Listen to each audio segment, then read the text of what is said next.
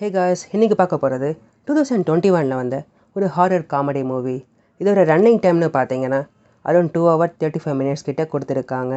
இந்த படத்தோட ஸ்டோரியை ரொம்பவே சிம்பிளாக சொல்ல போனால், ராஜசேகர்னு சொல்லிட்டு ஒரு செல்வந்தர் இருப்பார். அவர் ஈஸ்வரின்னு சொல்லிட்டு ஒரு பொண்ணை மேரேஜ் பண்ணிடுவார். அவங்கக்கிட்ட ரொம்பவே அன்பாக இருப்பார்.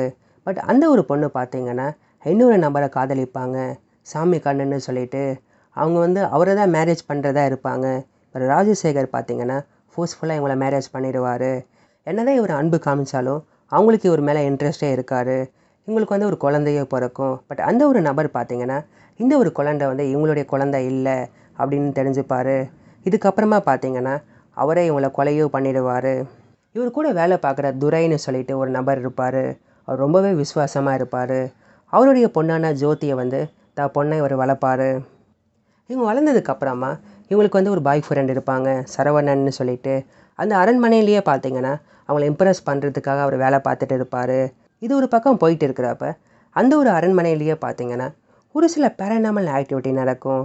அதாவது ஜோதி சின்ன பொண்ணாக இருக்கிறப்பயே அவங்க பார்த்துருப்பாங்க இந்த ஒரு அரண்மனையில் ஒரு ஆத்மா இருக்குன்னு சொல்லிட்டு. அந்த ஒரு ஆத்மா இவங்க வளர்ந்ததுக்கப்புறமா, அதாவது இந்த ஒரு அரண்மனைக்கு இவங்க திரும்பியும் வந்ததுக்கப்புறமா திரும்பியும் ஃபேஸ் பண்ணுறாங்க.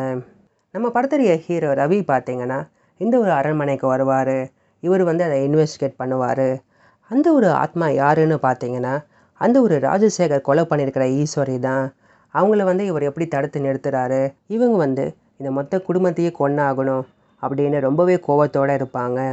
பட் நம்ம ஹீரோவான ரவி அவங்கள எப்படி தடுத்து நிறுத்துகிறாங்க, இதுக்கப்புறமா என்ன ஆச்சு, இதான் இந்த படத்துடைய பாக்கி story. Okay guys, thanks for வாட்சிங்.